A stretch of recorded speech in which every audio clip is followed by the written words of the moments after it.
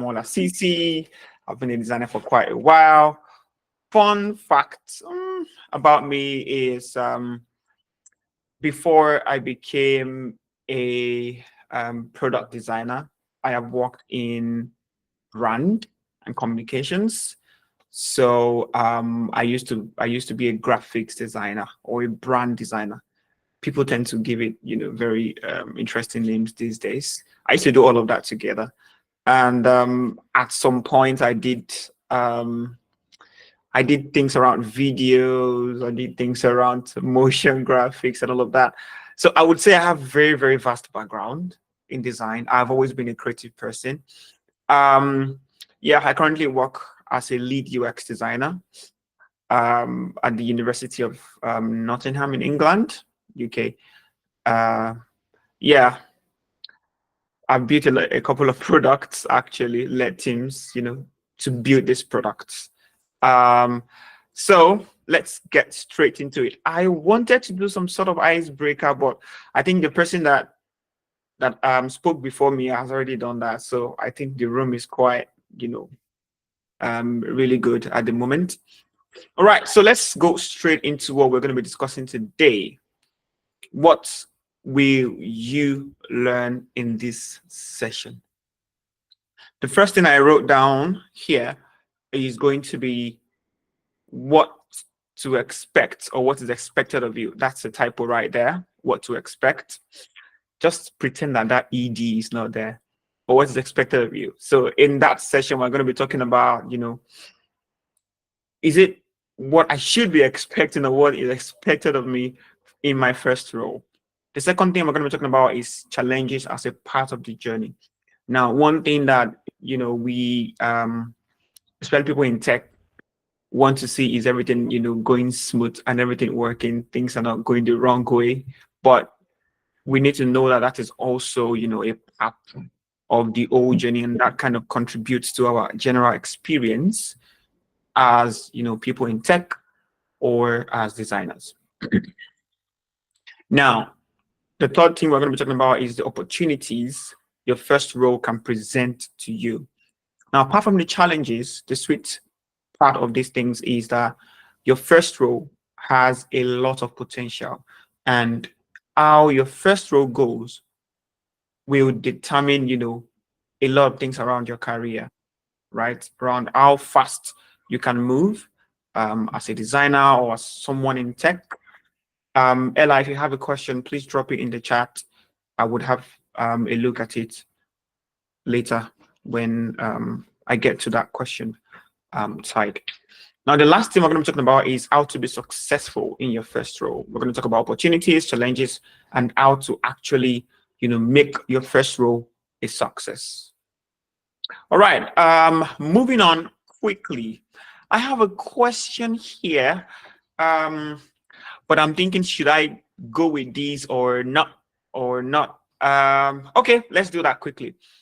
What is one app you absolutely love using, and one that you hate but you still use because you have no choice? Quickly in the chat. I will tell you that I have a theory around this, and whenever I get to speak with anybody, I usually ask them this question, and the answers usually turn out to be the same. But let me see if that happens here as well. So just in the chat box, write out one app you absolutely love using, and why do you like using it, and one app you hate but you still use because you have no choice. Quickly, let's see what people are saying in the chat. Is anybody writing something? So what's one app you absolutely love, and why do you like it? One app you absolutely hate but you still use it anyways. Quickly. Anybody? Okay, it looks like nobody's typing anything in this chat box. Let's just give them 1 minute. Someone said, I love using TikTok. It helps relieve stress. I like that. Yeah, TikTok, yeah, really good. You just keep scrolling and scrolling. It looks like the UX is so seamless that you don't know that you're taking time, right? It's very engaging. That's one thing about TikTok, and that's one thing that every product should be able to emulate, creating a product that retains people's attention. Okay, somebody said I love YouTube app. Okay, TikTok and Twitter, but I still use it because of the latest news can be gotten from there faster. But those news, be careful, they can be fake sometimes, especially on Twitter. Okay, let's move on quickly without wasting time. Pinterest, pictures grab your attention. Thank you so much, Princess, for that one. I hate using my bank app, especially when I have to withdraw money. WhatsApp, I don't like it. I love my GT Bank app. Seems seamless. Really good, really good. Okay, let's move on quickly. Now, the theory I said I have is that whenever I ask people this and they want to talk about the app or the product that they hate using, it's always their bank apps. And I don't know why that happens all the time. Okay, somebody said Spotify. I hate GTB app. You see that? So it's always their bank app, and I don't know why that is always the case. Anyway, let's move on quickly. I don't want to waste too much time. Yeah, let's move on. The first item we're going to be talking about here would be, sorry, I think my my screen is hanging. I'm just going to stop sharing and share again, if that's okay.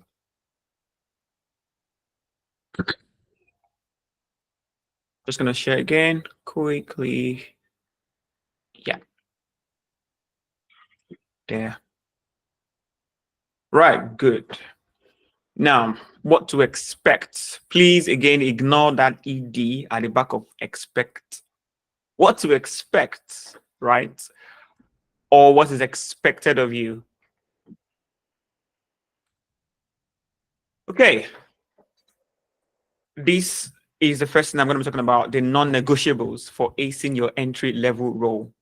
Now, you might think that, you know, in your first role, there's not so much expected of you to do, but there are some things that you should definitely be able to hold down, even as a beginner, even as an entry-level designer, developer, data engineer, data analyst, whatever your role is within tech. There are some expectations that, you know, your hiring, your boss, your line manager, your CEO, whoever you're going to be working with, and your colleagues as well, are going to expect that you have, right? And that's one of the things that we're going to be talking about today. The first thing that is expected of you is quite in the other way around, the way I put it. You're not expected to be a technical expert. The first thing is that I've seen people, you know, being very nervous when they get their first role. Oh, how am I going to go about this? I hope they will not, you know, they will not catch me that I don't know these things. I hope they will not, you know, say, oh, why don't you know this and at this time, right? So I'm happy to break it to you, right, that if this is going to be your first role, right, you're not expected to be a technical expert. You're not expected to know everything about design. You're not expected to know everything about UX. You're not expected to have, you know, the best design skills, because of course, this is an entry-level role. However, employers expect you to have foundational knowledge about these things, right? Nobody wants to employ anybody that's going to be a total liability to their team, right? They should be able to trust you with, you know, some tasks, some foundational tasks. Of course, you're not going to be, you know, you're not going to take up or take on heavy project or heavy responsibilities when you're starting out as a designer, especially in your first role. But there are some basic things that you are expected to know. Things like wireframing, things like, you know, basic, your design tool, of course, things like research, how to conduct research, you know, how to take notes. And apart from, you know, technical skills, we're going to talk about, you know, non-technical skills or soft skills, as you would like to call it.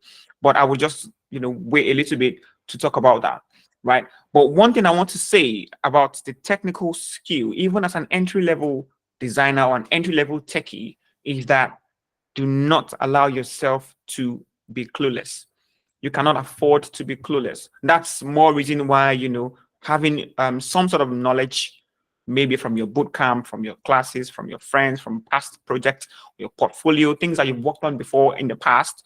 That is why it is very, very, very important to gather, knowledge from all of these different places, right? Now, the other thing I would like to talk about is around its technical skills, is that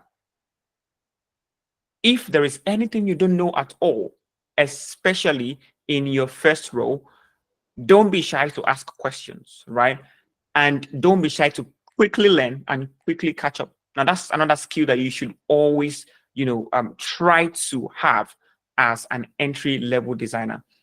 Ability to learn quickly and ability to quickly catch up. If there's anything you don't know, ask questions, be curious, and always try as much as possible to show at least basic understanding. Now, the other thing that is expected of you is a learning attitude. Now, we've established that, as an entry-level designer, you're not expected to know everything. But even your employers don't expect that you're going to stay in the same space or in the same place, maybe after 3 months or after 4 months. And you know what? The most interesting thing is, your first entry-level role, maybe, let's bring it out a little bit. Maybe internship, right?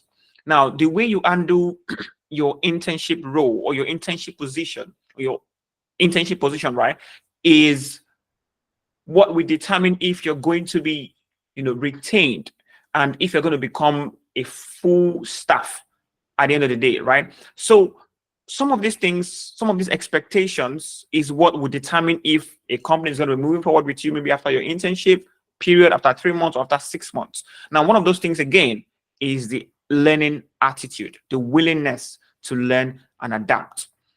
The other thing that you should focus on in your entry level role is being able to adapt, right?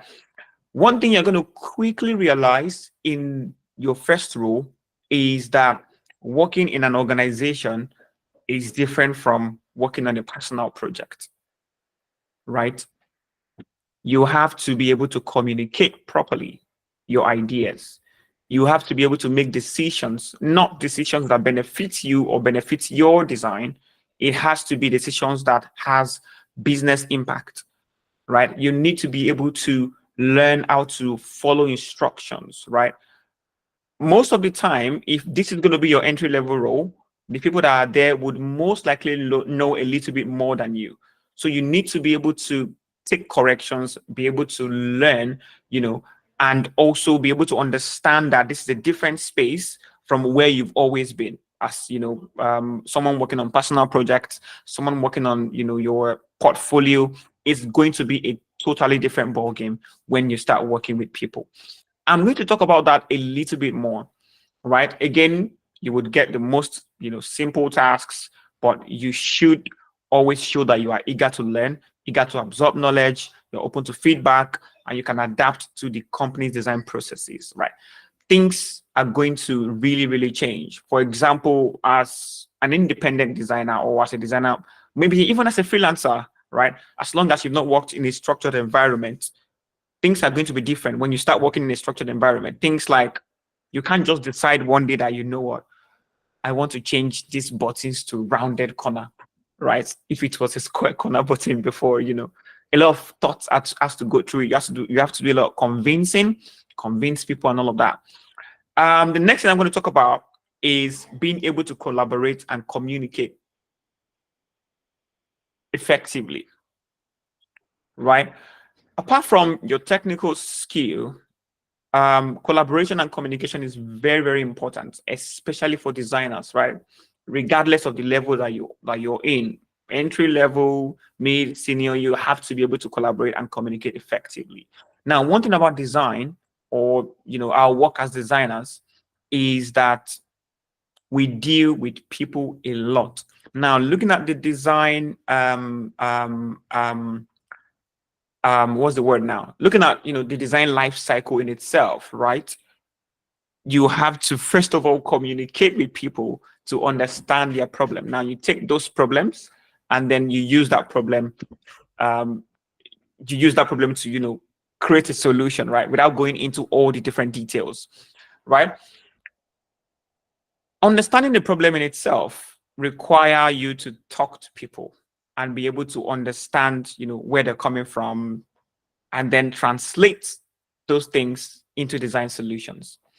Now, the other parts of communication and collaboration is when you're working with other people in a cross-functional team, right? You might not just work with designers alone in your new role, on your entry-level role. You would work with developers, you would work with product managers, you work with product owners, you work with business analysts and all of that. You're going to work with, in fact, customer service representatives, because those are people that would most likely talk to, talk to the users first, and you want to hear back from them. You want to be able to tell them why you've made certain decisions. That's your bosses. Why you've made certain decisions on your designs, and why you think this design, for example, that you've made is the best one that the company should go with, or would have the best effect on the users, or on whatever metric we're trying to target, right? The other thing that I would like to talk about is don't always be a backseater, right? Show your problem solving abilities, right? Look out for problems. Even in your first role, even in your entry level role, you need to be able to showcase your strength, right? I'm going to, talk about one thing I did in my very first role as a UX UI designer. One thing I did in my very first role is I figured out, what problem we're having within the design team. And then I spoke to my then line manager that, what, I think I can fix this if you give me, 1 week or 2 weeks to do it. Now I'm going to go straight into the details. When I transitioned into UX UI designs, I told you that I was a brand designer. So I was really, really good with designs in itself. I was really good at it, right? But when I got my first role, I was able to go into the Figma file, inspect it, kind of check what's going on that file. And then I noticed some inconsistencies, for example, regarding spacing, regarding colors, regarding icons, and all of that. I know that I was very good with, component library and all of that. And then I spoke with my line manager, what? I know, this is my first role, but I'm very confident that I can do this. I can create a very small component library for us that we can then use as a starting point to build our design system. I spoke to her, and then she said, "Oh, that's a good idea. You know what? Let's do that." We spoke to the product manager, and then they agreed. We spent about 1 or 2 weeks on that, and then we built it. What happened is that then translated to, the design team in itself being able to work a lot more efficiently. And that actually was evident even to the developers on the team. They knew that something has changed. They knew that, there's some sort of consistency that has now come into the project as a whole, right? And it just helped me to showcase the best side of my abilities. And I can say that from there, right? From there, they started to see that, okay, you know what, this guy, even though this is his first role in UX, he's a lot more experienced in design. And then they started giving me bigger responsibilities. And of course, that with bigger responsibilities comes bigger pay, right? So that would be a good way to kind of showcase your skill, showcase what you can do. Don't be on the back seats. Let your presence be felt, right? Let your presence be felt. Show what you can do to people, right? Moving on quickly, that's what is expected of you. I've talked about, you're not supposed to be a technical expert, but you should have basic understanding of what you're expected to do. You should always have a learning attitude, willingness to learn. You should be able to collaborate and communicate your thoughts, your processes effectively. You should not sit at the back. Show what you can do. Let people see your impact, and then you would be able to, to gain their trust, and then maybe get a bigger role within the same company, of course. All right, moving on quickly. Challenges as a part of the journey, nothing is ever smooth sailing in the world, right? There will always be ups and downs. And then, especially with your first role, there are a couple of things that you should expect, a couple of challenges that you should expect that you might face in your very first role as a designer, or as anybody in tech, right? The first one is imposter syndrome. I think it's going to be a crime to not talk about this one, because it looks like almost everybody at some point in their lives, would have some sort of thoughts around, being a fraud, or am I really, that doubt, was I really worth this role? Am I supposed to be here? You know, do they know that I can't do A, I can't do B? We most of us would feel unsure, right? If we truly belong in that team, or if we truly belong in that company, or if we truly belong in design in itself, right? And sometimes it affects our confidence, right? But I won't talk too much about this, but I'm just going to talk about how you can overcome that challenge, imposter syndrome, right? The first thing I used to tell people, right, is that you should always record your wins. Now, one thing that might make you feel like a fraud, or that might make you feel like you don't deserve the things that you have right now, is when you've not been recording your wins, right? So if you don't know the great things you've done in the past, then you cannot refer to it to say, oh, I actually deserve this because I've done this in the past, or because I could do this, right? So when you record your wins, it helps build or boost, your confidence. And another thing I used to tell people is that when you do something good, especially, within your role, when you do anything good and people are praising you for it, you should, don't be overly humble, right? Absorb it, accept the praise, because it's the work that you've done, right? So allow yourself to enjoy your great moments, allow yourself to enjoy your wins. Then you'll be able to overcome it, and then your confidence is going to be a lot bigger, or better, if that's the right word, right there. The other challenge that you might have, as a newbie in tech, just going to go back quickly, would be time management. Because now you're working within a company. Sometimes most of us would most likely work in a startup as a beginner, right? And then these guys are very fast paced. They want you to churn things out quickly.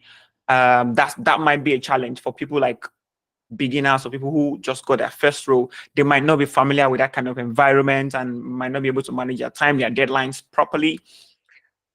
One thing you can do regarding that as well is to properly prioritize, right? You should be able to define which of the work thrown at you is more important, right? And which of the work thrown at you is the best to put in your energy and your time, right? So if you understand the priority levels of each of the tasks thrown at you, then you would see that you are able to manage your time properly. There are times as a designer in the past, where I've worked on something that is needed in 3 weeks before something that is needed tomorrow or in 2 days, right? That might be a problem. Then I would be able to deliver something that is not needed at the moment, instead of what is actually needed, just because they are all on my board, or just because they are all assigned to me, right? So you should always be able to speak to people, maybe your line manager, or which of these tasks assigned to me is the most important one, and how can I prioritize them effectively so I can work effectively, right? So that's how you can, work around that time management piece. The other one would be balancing creativity with business needs. I was talking about this before, because this is your first role. You might find it hard, or some people might find it hard, to be able to balance what the business wants with things like, let's just keep it simple here, things like aesthetics, right? Before now, you would have complete control over your design, or complete control over your design decisions. There will be times where you would be forced to make designs that are not the best looking, right? Just so that it fulfills business needs. Now, as a designer, what we can do is completely endless, right? We can do so many things, right? But if you look at the impact of these things that we can do over a company, then you would start understanding why, some companies make certain decisions, or why some companies do not have the best UI sometimes, right? Because if you make a design, a developer would have to implement it, right? Does the company have the tools to implement this design? That's one. Does the developers have the technical know-how to implement the design? That's another one. Do we have enough time to implement this design in the way that these designers made it, right? So there might be multiple constraints to building something that you've designed as a designer. And sometimes you might have to tone down all the, crazy looking designs that you've made, just because, the business cannot afford to implement that at that point. Now, you're being creative, but there is also the business part of it. But these two sides, right, then have to balance. You might be able to know how to understand that and how to manage that, right? Balancing business needs with your creativity. You should always understand or know how to find a compromise where necessary or when necessary. Now, the other one would be receiving feedback. I'm not sure how much time I have. I still have a couple of screens to go through here. The next one would be receiving feedback. As an entry-level designer, there is no way you will not receive feedback. You're going to receive a lot of feedback. And this feedback, to be honest with you, sometimes might be constructive, sometimes might be critical, right? You're going to get a lot of feedback, and sometimes some people don't even know how to give feedback, right? And then, sometimes affects your feeling, affects how you are able to approach work, things like that. The best way to actually receive feedback, which is the solution I've been talking about, I want to talk about the solutions instead of, dwelling on these challenges. The best way to receive feedback is to separate your work from your person, if that makes sense, right? Separating your work from your person is not just good when you receive feedback, it is also good. Oh, I lost my line of thought. So separating your work from your person is not just good when you receive feedback. It is also good for what's the word now?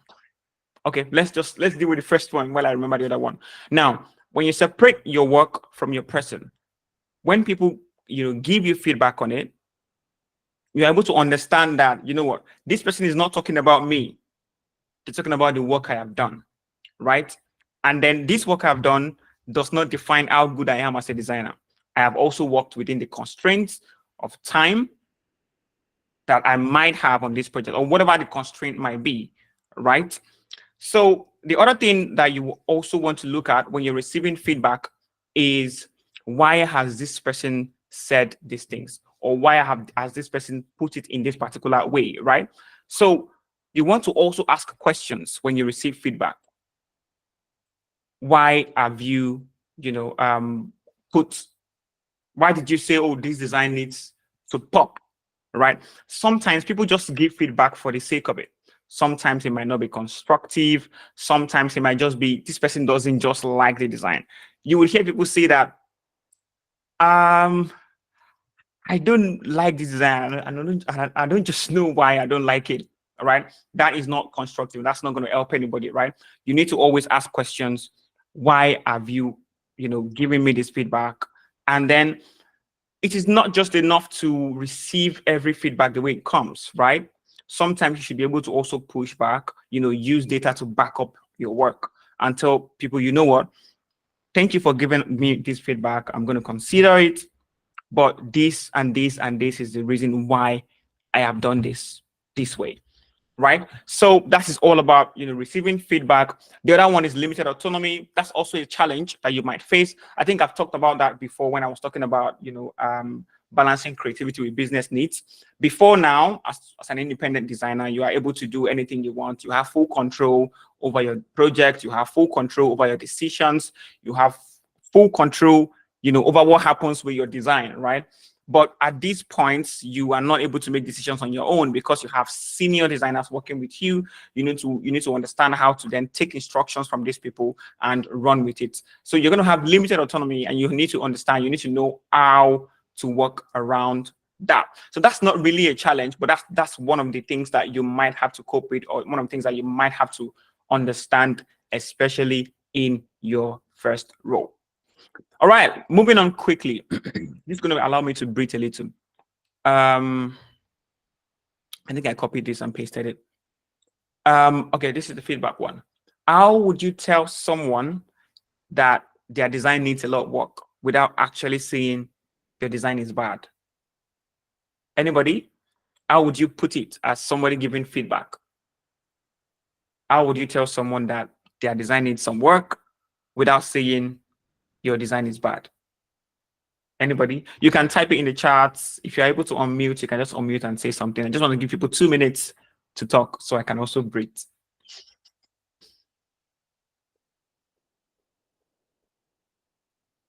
Anybody? Let's see if there is any.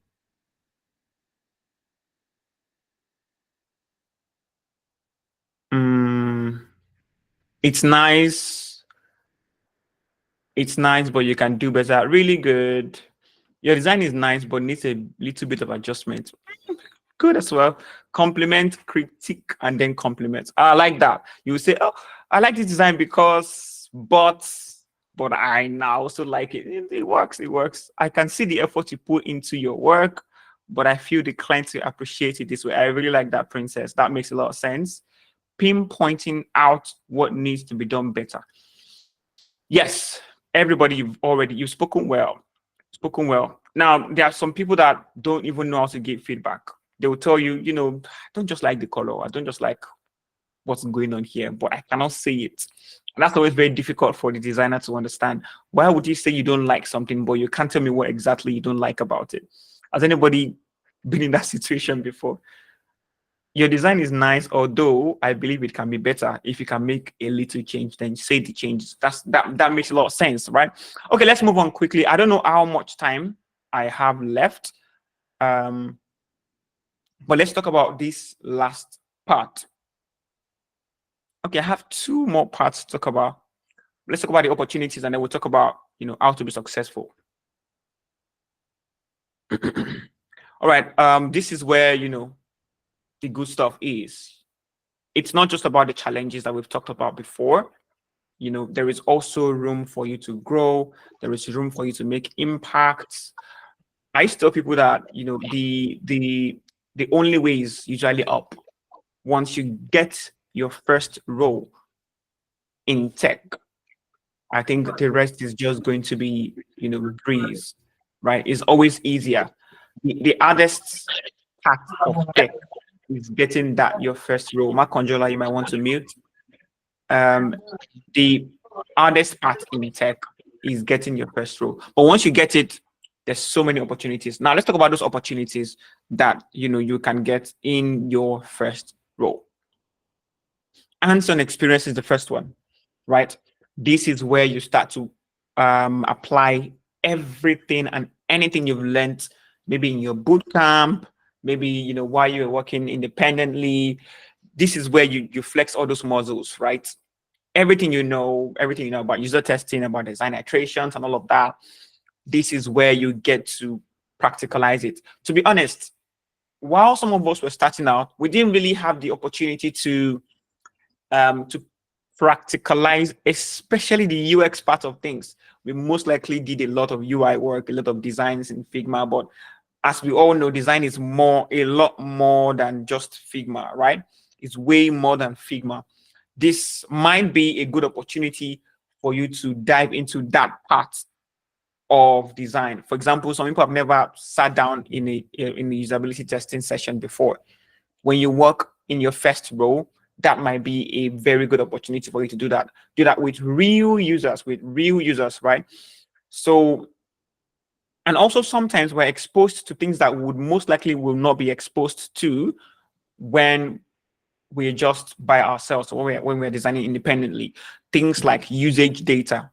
Now, when a product goes out or when a product is live, when people start to use it, we usually get feedback from those people based on how they use it.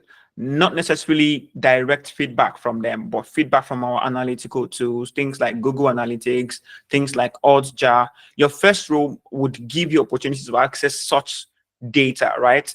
Data from real people using your product. And then you also would understand, how to measure these data to, to then use that data to improve the product. It's always on a larger scale than you would have ever experienced while you're working alone. There is that whole learning experience for you in your first role. And you know what? This learning experience is what takes you into the next level in your design career, to be honest, right? What separates an entry-level designer from a mid designer or from a junior designer would be the things that they know. A junior designer would have interacted with things outside a standard organization, but a mid-level designer would then interact with things that are inside an organization. Their design would be used by real people, for example, and then they would use real data, real insights to influence their design decisions, right? That way, whenever they go out for an interview, when these two different people, right, go out for an interview, one will talk about real impacts, real life scenarios where they're able to make a design decision based on usage data, based on how people responded to the version 1 of their product, for example, and then talk about that. That way people would understand that, okay, this person has real life experience, this person has actually interacted with a lot more complex product, and that way they will be able to move on to their next level, right? So whatever you're able to learn in your first role is what will determine how how far you would go, to be honest, in your next role, or how you're able to get your next role, things like that, right? The other opportunity that your first role can present to you is mentorship. Most companies will have senior designers who are able to guide you. What I would advise you to do, as anybody in getting into their first role, would be to milk that mentor, that senior designer relationship, right? You should be able to ask them questions, shadow them, ask them for their feedback, watch them closely, see how they do certain things, both in Figma, both outside Figma, or both outside whatever design tool you're using. Understand how they communicate their design decisions, understand how they collaborate and how they work with other people within the team. It's always the best to see people working on a product practically and learning from them than watching a YouTube video, for example, right? The other thing I'll talk about is exposure to cross-functional teams, right? It's another opportunity that your first role can present to you, right? You are exposed to working with developers, you will be exposed to working with project managers. You just kind of understand how a proper product development company works, right? And how your work as a UX UI designer, or whatever designer you are, or how your work fits into the broader business context, how your work fits into what goal the business has, right? That exposure is going to help you in the future, and understand and open you up, right, to fresh perspectives about how product works, about how teams work together, about your designs in itself, right? The other part is the other thing, the opportunity, would be finding your strong foot. Now, again, UX UI design is really, really wide, right? Some companies would allow you to be able to explore, right? Especially if you're working within a big organization, you are able to maybe change your role from a UI designer, dabble into UX. If that is where you think you're stronger, you're able to move into interaction designs. If you think that is where you're stronger, you're able to move into visual designs if you think that's where you're stronger. So your first role allows you to, gives you the opportunity and to find your strong suit and explore if you really want to do that. So I'm going to move on to the last part of this session, which is how can I be successful in my first UX UI role. I'm sure that I've talked about this before, so I'm just going to breeze through this in the interest of time. First thing, stay curious, always ask questions, right? The first thing I used to tell people is that don't just wait for tasks to come your way. If you're able to finish your task quickly, especially in your first role, there's nothing stopping you from asking for more work. You might think, oh, that's me shooting myself in the foot. But no, it just sends the right message, sends the right signal to your line manager, to your boss, to your CEO. Offer to help people. Ask them, you know what, I'm done with this one. How can I support you? How can I help you with this one? And always be curious. Always be curious. If you see a senior designer making certain changes or taking certain decisions, always ask them questions, right? Why have you done this? What's the reason why you did it this way? And in the future, if I'm able to, encounter this kind of challenge, how do you think I should be able to solve it? Right. The other thing is to be a team player, always collaborate. I've talked about that before. Collaboration is in the art of everything we do as UX designers. You're going to work with different people across different, departments. Learn how to communicate, learn how to collaborate with people. The other one is take feedback with grace. Ask questions. Talked about that already. When somebody criticizes your work, don't just listen to what they say. Listen to why they said it, right? And the other one is always make your time worth the while, right? The last thing, this one is very, very important for me because this is something that I apply personally everywhere I have worked. I will never work in a place where I don't see results, right? Anywhere I work, I always try to make sure that there is something tangible that I have done in that place that after my time there, I'm able to pull that out and maybe package this as a case study. I need to be able to point out to something that, you know what, while I was here, this is what I did. This is what I worked on. This was my project. This is what I contributed to, and this is how it looks, or this is how it works today. Always make your time worthwhile. Be sure that you are able to point to something that you've been able to, to do, you've been able to contribute to in whatever company or in whatever place you have worked. So that would be the end of everything today for me. This would be a good time to take your questions. Questions. Thank you so much, everybody that's clapping. All right, questions, guys. You can type in your questions. I don't know how we're going to do it. Host, do they type it in? Do they unmute to ask? Thank you, everyone.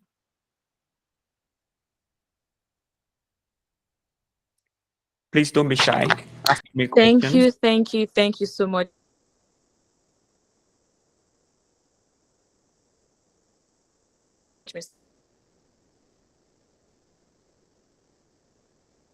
Sure, everyone else. Am I audible? Yeah, we can hear you now. Oh, okay. Thank you so much, everyone. So, how would do the questions to be? If you want to ask verbally, you can ask verbally, and if you want to ask through the chat box, you can still do that. But then we'll give grace to those who speak first, then would go to those who type in their questions through the chat box. And so for now, we have Mr. Israel. Israel, you have the floor. You can ask your questions. Yeah, good evening, everyone. Yeah, I'm good. Thank you very much, Mr. Samuel, for the presentation. It has been really impactful. Yeah, my question is that, okay, assuming we are on a design team with some other, what is it called, the project management and all. But then you are working on the product, and your teammate, maybe like the other designer, maybe you're like two on the design team, and the other person is not even functioning well, and you are just the one doing the whole work and stuff. How do you go about that how do you manage that? Actually, that's my question. Okay. The question is, you're two in a team, and then you have some work to do. The other person is not doing anything. You're the Yes. one doing all the work. Yeah. Okay. That's a tough question. All right. If I was in your shoes, right? It might not be you, whoever that is. If I was in that person's shoes, if he sizes me, I would most likely, first of all, talk to the person, right?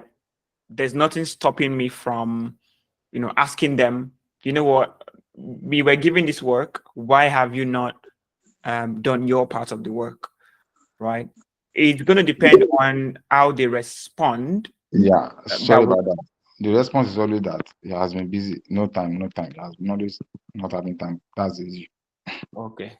So if the person is not having time, I wonder why they have applied for a job. Exactly. Anyway, so what I would do, to be honest, in your case, would then be to escalate it to whoever our line manager is going to be, and then I will allow them to take the decision. Now, you don't want to be the one to take up another person's work. Now, apart from the fact that that would affect how you work or the speed at which you work, that can also affect the quality of work that you put out, right? So